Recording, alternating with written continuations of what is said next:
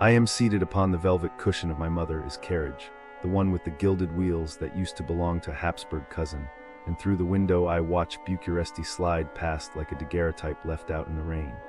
The horse's hooves clop in slow waltz time, and each cobblestone seems to whisper, turn back, but I am already too enchanted by my own dream of saving the planet to listen.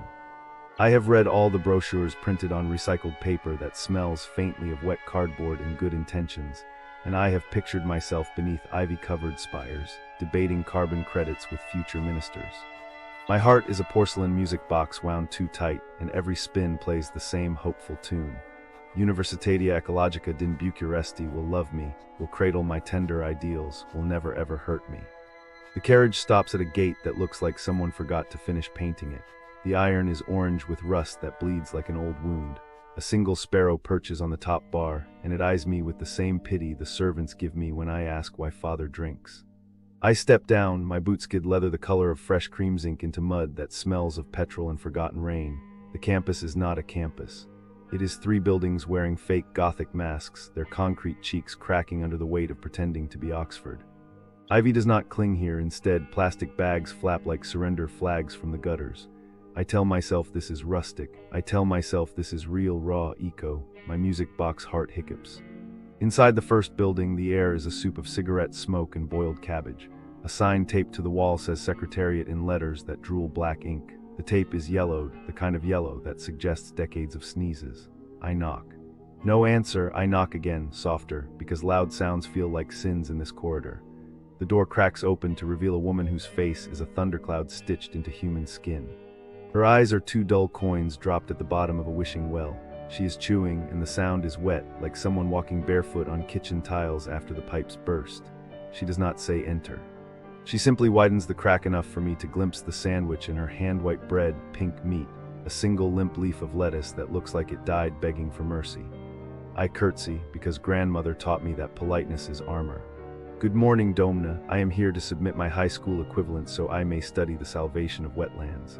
The words taste like soap in my mouth, but I smile, the way debutantes smile before they faint.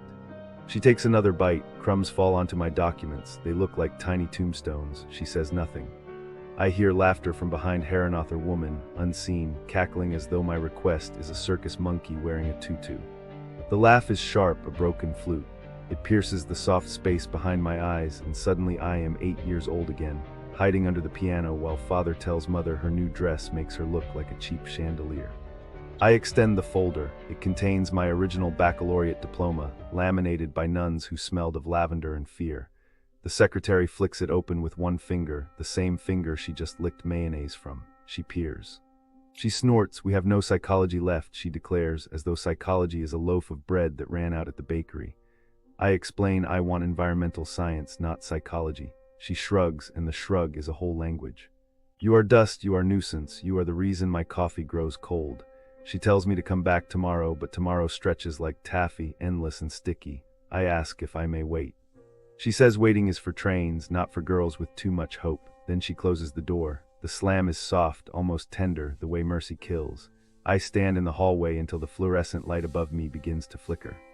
Each flicker is a migraine heartbeat. I count them, 100 and see. 23. I imagine the Businesses near Universitatea Ecologică din Bucuresti, they can be tricky for tourists. Like there was this one souvenir shop just a few streets away. They would show you a price tag, but when you go to pay, the cashier says it is a mistake and the real price is double. And they do it with such a smile, like it is normal.